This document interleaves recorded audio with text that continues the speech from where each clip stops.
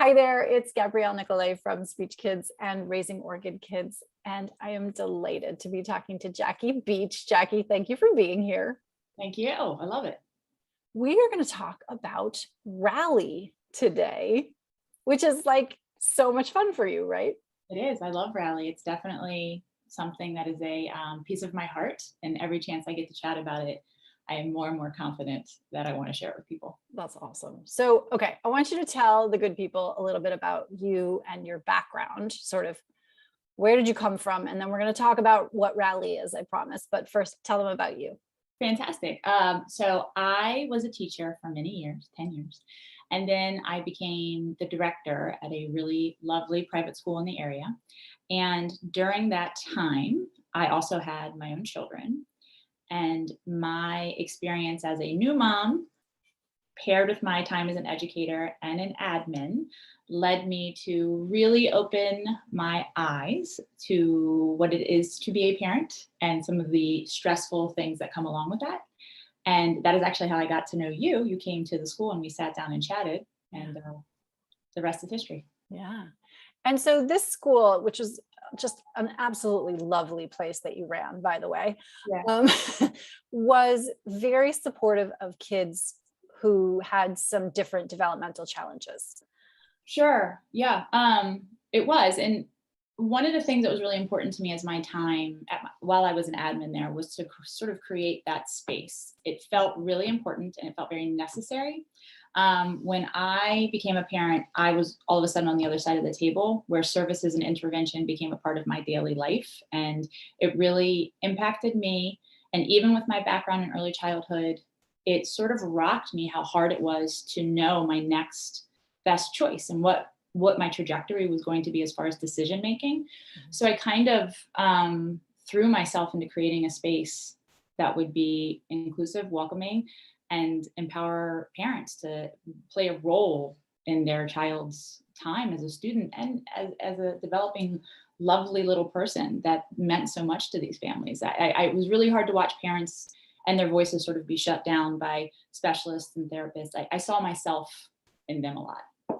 And so, yeah, walk us through sort of what you see. And because I think this is pretty common and we call them orchid kids around here, but when parents start to realize, oh, there's something different about my child, and they have that sinking feeling in the pits of their stomach. Yeah. And then they start talking to experts. There's something that happens there that you're alluding to, but can you just flesh that out a little bit?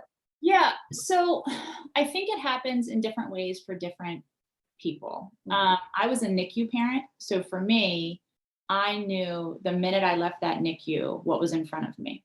Mhm. But sometimes when a family or a mom or a dad has a feeling or an inkling that something is not right, that's a really great indicator to start having conversations with your healthcare professionals. Another thing that happens though is that those concerns and frustrations and things that make you feel nervous are sometimes shut down, and that's hard because you want to trust experts. The other thing that happens in another instance is when you start sending your child to daycare or preschool, those trained professionals might bring up something that they think you should know about. And there's a really interesting space there for a mom or a dad where you want to hear it, you want to understand it, but it also makes you nervous and scared and fearful. Yeah. So that sense of sort of being paralyzed and not knowing your next step feels bad. I mean, it's not a great feeling, and that can happen to a variety of families in a variety of ways. But it's either something you know as a parent that you want to pursue, and sometimes you don't know how to pursue it, or it is brought to your attention by somebody else who's an educator, a family friend, and sometimes these things just do need time. And it is something developmentally that's appropriate and it's happening and it will unfold the way it needs to. And then other times it's really important to consider your intervention options. And I think that moment of education and empowering parents for their choice and what they're going to do feels very important to me. Yeah.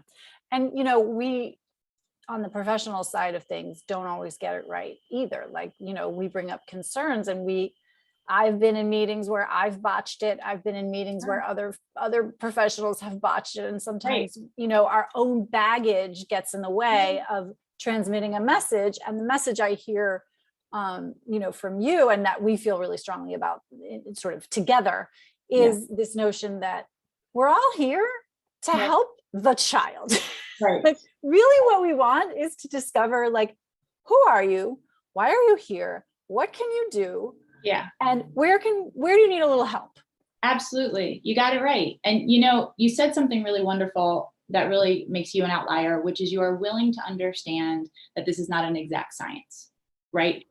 Experts, people who we know have done extensive amounts of research, they've done every possible route for education. They still make mistakes, and we are only human, and this is not an exact science. And what is really important is that families and parents and advocates and caregivers all feel like they can express themselves, ask the questions they want to ask. Information is provided to everybody who's on the team. That's a very big deal. I think that with Rally, and the full name is Rally Family Support for a very important reason, is that sometimes what it takes is a quarterback to make sure all the providers and everyone on that child's team not only understand the goals, because that's important. You want to know where you're going, but you also need to understand what things look like right now, who is saying what, translating it, making sure teachers speak, parents speak, all of these things make sense for everyone. And that feels really important to me. And when I decided to leave the world of teaching and being an admin, I knew it had to be for something like this. It had to be to make sure parents felt empowered, to provide consulting, educational consulting, parent coaching. We also have some tutoring for children in the area of reading. To make sure that everyone understood what we were going to do, how we were going to do it, and what our objectives were.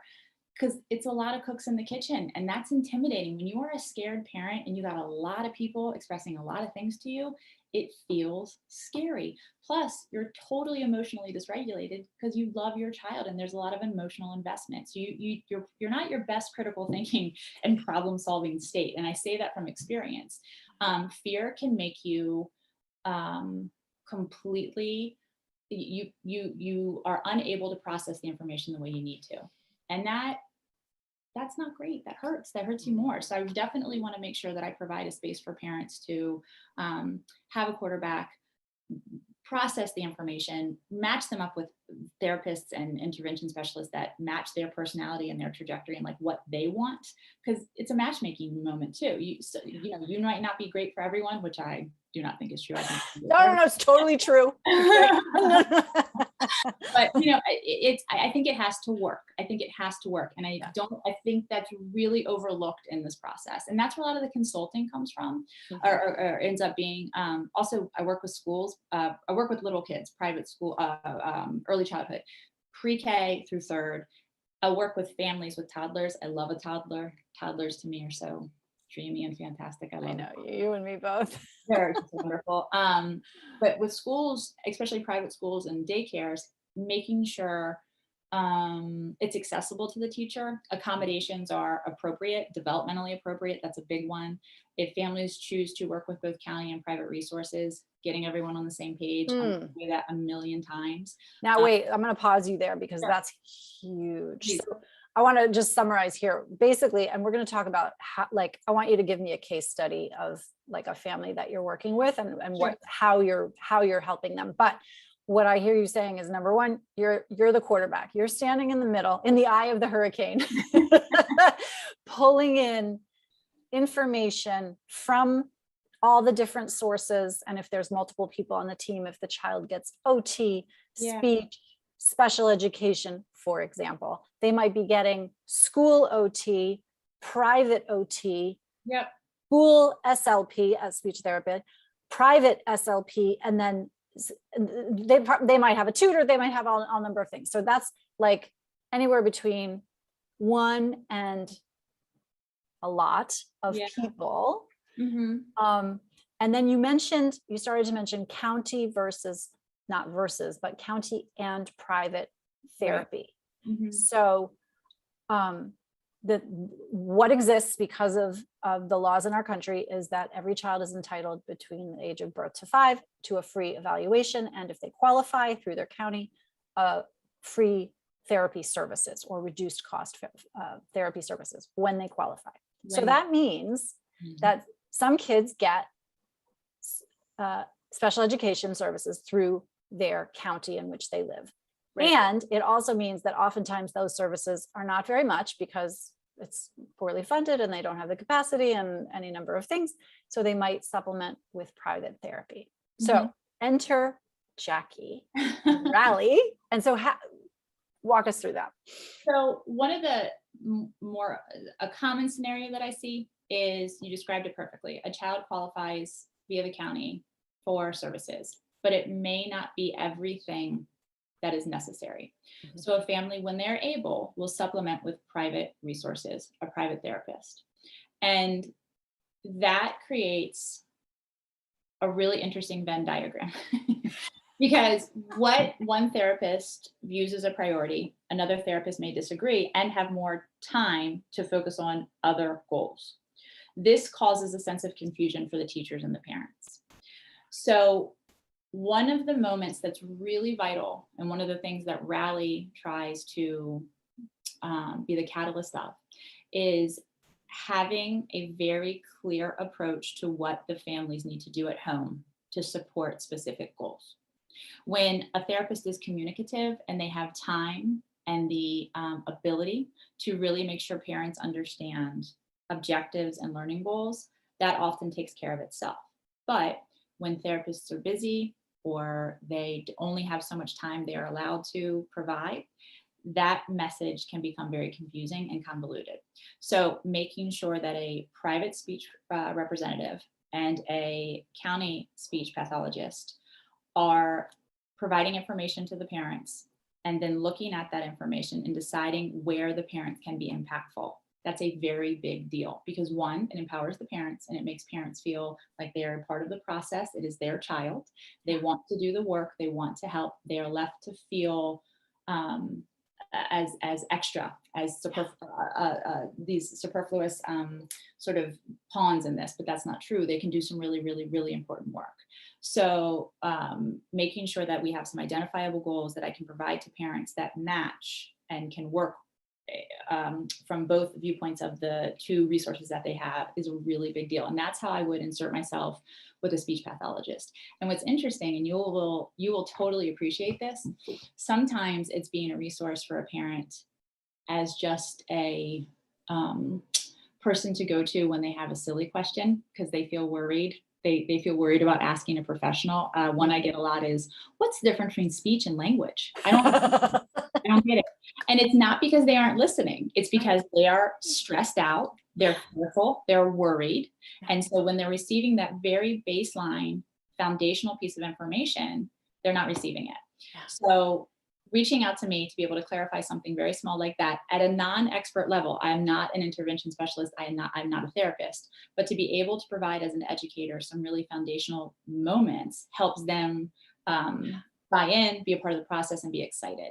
And those sort of answers, the county representative is not going to be upset. The private resource representative is not going to be upset. This I can help with, and it stops parents from wasting the time that they do have with their therapists.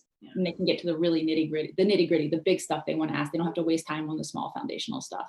And Rally really likes to do that. That's my favorite, is for a parent to text me a question and maybe like, no biggie, here's a resource. This is the answer. Go all in. Yeah. And that's so nice for parents to have that touchstone, because to your point, like speech therapists are busy. We're usually seeing kids all day long. Yeah. And you can't catch a break sometimes. And then, and I feel like speech pathologists are kind of the worst at this, where we're using a lot of jargon. Sure. All professionals do it. More professionals should be aware of it. And yet, how nice to have somebody who can just, you can text them and they'll explain it to you. Totally. And I think it's intimidating. And we forget that because we've been doing this for so long, it's intimidating for parents. They asking, hey, what's the difference between receptive and expressive? Mm-hmm. To go ask that to somebody who's so knowledgeable, it's an intimidating situation. Mm-hmm. And it's not that parents don't have confidence to do so. It's just they don't want to seem like they're not listening. And I find that to be the real moment is they don't want to insult the people who are helping their child by being like, hey, I know we went over this. Can I ask again? That makes them nervous. Their parents are nervous. And I really understand that. I feel it in my bones. I remember being a mom getting services and saying, I should know this. I know we talked about it. Oh, I'm a wreck. I'm not doing a good job. And then you spiral, and then it's awful. It doesn't work out for families. Yeah. So tell us about sort of the different ways that Rally works with families. Sure. Also, I think you're very good at this, and I want to note that I think you have a future in like daytime. They're going to call me any minute from the studio. I think you can get your own show. I'm very comfortable. You choose. I'm glad. Your time. It's your moment. Okay. We do educational consulting to schools and to families. Love working with daycares. Love working with daycares because I think that's a really vulnerable spot. I think some of the people who need this information and need to understand not just what developmental red flags look like, but also how do we productively express what we need to families. Yes. So I love working with the daycare. So consulting with families, and daycares are private preschools. I do a lot of parent coaching for families that have services and families that do not have services. And a lot of that is about things that I have learned after years in a classroom and years in a school that every family should have access to when you leave the hospital. And like a good example, like, this, when you're talking to a small child, you should be at their eye level. You should be talking at a certain pace. These are things that seem so secondhand to us, but truly it's new information to families. They hadn't thought about it, and they're just trying to keep everybody alive. Yeah. Like this feels like too small of a detail to pay attention to. So the educational consulting, the parent coaching with how to implement some routines in your home life to make each day a little smoother. And then last, we do, as I mentioned before, some tutoring. We specialize in reading. Reading is a big thing for me. And I don't just mean the basic know-how of reading and becoming a active reader, but being a happy, confident reader. I really think it's important to make sure we spend time fostering a love of reading and getting kids excited about it. This personal philosophy of mine has influenced Rally because I've seen a lot of families as a teacher and as an admin where the kiddo had learning differences and didn't love school. And it became a confidence issue. It became a combative thing, learning to read. And taking the pressure out of that situation and making it age appropriate and fun and multisensory, and getting a kiddo to like the process and to feel like they're a confident reader, it's half the battle. A lot of some of the 504 and IEP and, the learning accommodations you're going to see down the road, if you can get a kiddo or a student to feel like they are a good reader and they like it, those accommodations are going to make more sense and be easier to apply. So that's where the reading piece comes in for Rally.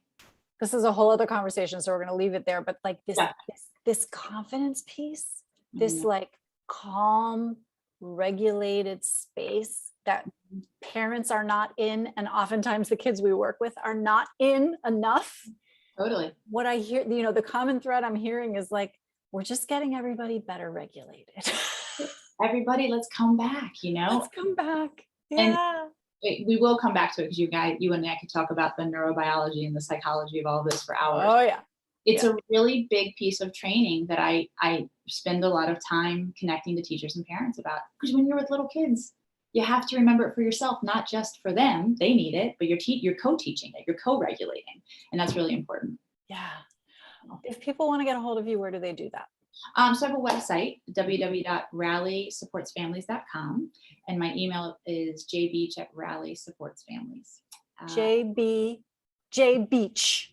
BEACH, just like the We will link to all of that in the description. Thank you. Thank you. This was fun. You're great.